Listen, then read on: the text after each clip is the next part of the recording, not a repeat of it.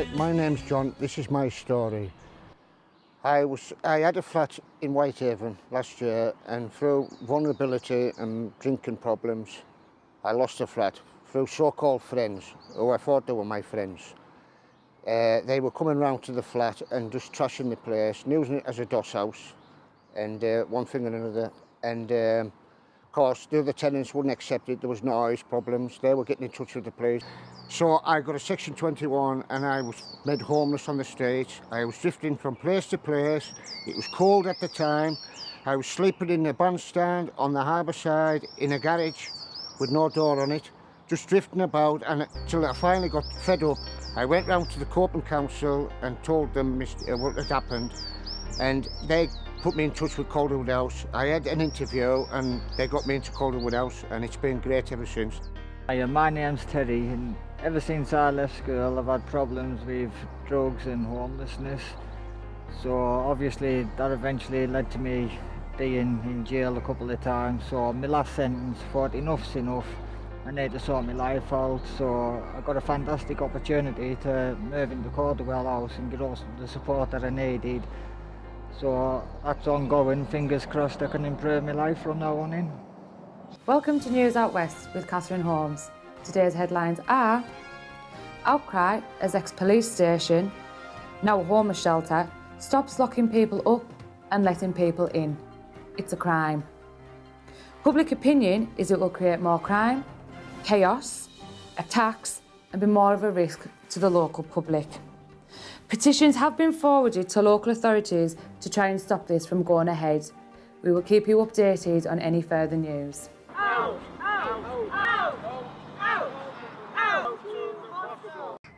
Hi, I'm Pam. I live here in Whitehaven. I was once in a very lonely and dark place. Alcohol nearly taken over and destroyed my life. Hi, I'm Karen.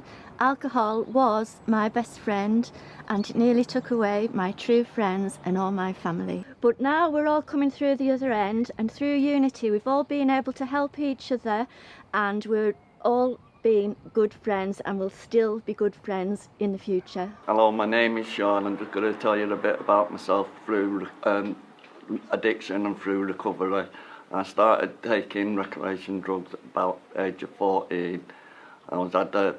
Left school, had a decent job, lived in my own flat, my car, I had everything, and then age about 24 I started taking it in more heavy drugs like heroin, crack. Then come 27 I ended up losing my younger brother. He died in flat, and I just lost everything, and I thought that would have changed my point of view from coming off drugs, but I just hit rock bottom and ended up going worse. I ended up living on the streets. I lost all my family, my friends, everything, and I was on the street for about 12 years just taking drugs in and out of prison, just doing everything, shoplifting,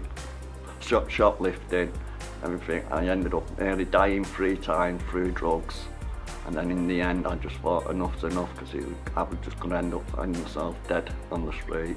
So I blatantly put myself into prison to come off drugs, did my detox in prison, managed to get funding to come up to Cumbria to do a rehab. Stayed in the rehab for over 9 months, and I thought, that's it now, I'm not going to go back to Manchester. I decided to stop up here, ended up getting my own place and that. Then I started getting into doing like support groups and that, setting up support groups for people in addiction, because after they come out of service there was no aftercare or anything for them. So I ended up setting a group called Starting Point, and that was running for about 5 years in the building where we are now. And then something happened, so we had to close that down, and then Unity come along.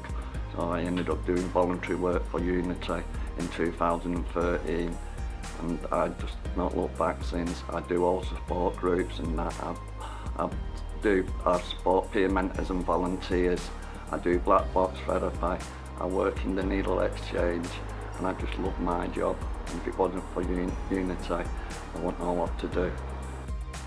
I spent many years in my teenage years being mixed up with drugs and alcohol, and eventually I found myself homeless. I got to age 19 and just thought I can't do this anymore. So I I called my mum and dad and asked if I could come home, and they said yes, and I'm so glad they did, because that was 16 years ago and now things has changed so much. I'm making this DVD because at university last year I met Dave from DMC Media, and his story inspired me. He'd had a real long journey and come out in a really good place. And my manager, Rachel Holiday, herself, she'd had a really good journey and a long life story. And I spoke to Rachel and myself about making a video about Calderwood House, about what we do at Calderwood House, about our residents, about why our residents come to us, and how our mantra inspiring change works. So through that we have our residents come to us from all walks of life, and really we see them thrive. They make a real difference in their lives. It's not just about housing, it's not just about accessing services or getting the health up. It's about making a massive difference in their life and them creating a really good future for themselves. And it's them that do it, we're just there to support them. So I wanted a video to show West Cumbria and the world how brilliant Calderwood House is and how we inspire people to change their lives.